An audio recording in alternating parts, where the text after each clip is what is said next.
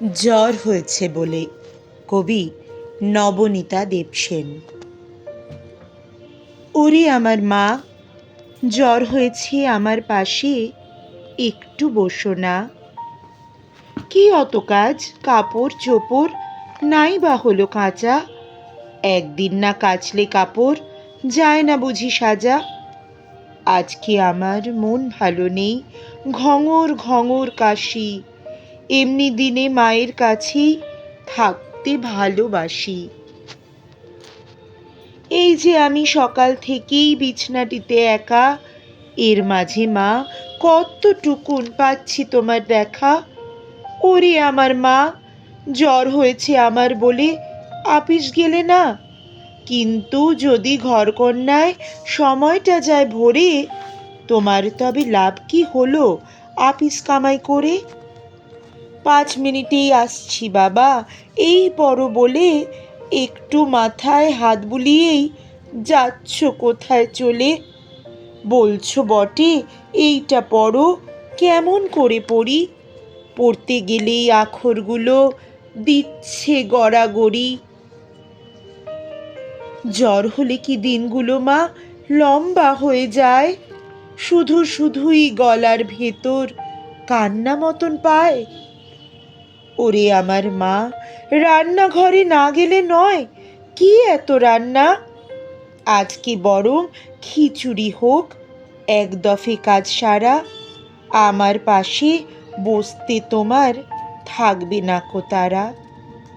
সবচেয়ে যেটা মস্ত খবর আছে আমার জ্বরে, আপিস যাওয়া বাদ দিয়ে আজ মা রয়েছে ঘরে। সবচেয়ে যেটা মস্ত খবর আছে আমার জ্বরে, আপিস যাওয়া বাদ দিয়ে আজ মা রয়েছে ঘরে। কবি নবনীতা দেবসেনের কবিতা জ্বর হয়েছে বলে। সত্যি যারা চাকুরিরতা মা আছেন, সন্তানদের প্রতি দায় দায়িত্ব সামলেও অফিসের কাজটা তাদের করতে হয়।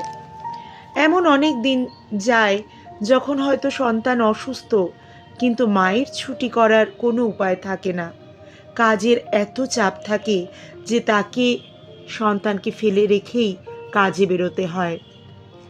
সেই মায়েরা ছোট্ট সন্তানের মনের খবর অনেক সময় পায় না, অথবা পেলেও সে খবরে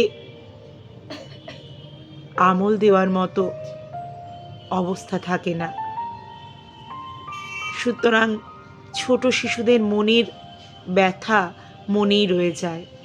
এখানে একটি ছোট্ট শিশুর মনের কথাই বলা হয়েছে, বলা যায় মনের ব্যথার কথা বলা হয়েছে। মা তার রোজ অফিস যায়, কিন্তু একদিন তার জ্বর হওয়ায় তার মনে দারুণ ইচ্ছা হয় মাকে কাছে পাবার। কিন্তু মায়ের যে সন্তানের পাশে দুদণ্ড বসার সময় থাকে না। মাকে আপিস কামাই করলেও ঘরকন্নার কাজ করতেই হয়। সব কিছু সামলে ছোট্ট সোনার কাছে বসার মতো সময় খুব একটা পাওয়া যায় না। সন্তানের তাই চূড়ান্ত আফসোস, মা বাড়িতে থেকেও তাকে সময় দিতে পারে না, নানান কাজে ব্যস্ত থাকে। এই গল্পটা অসংখ্য মায়ের, তারা নিরুপায়।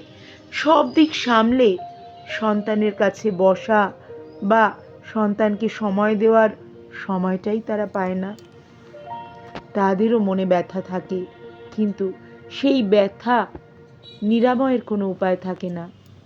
এইভাবেই চলে অগুন্তি চাকুরিরতা মায়ের জীবন।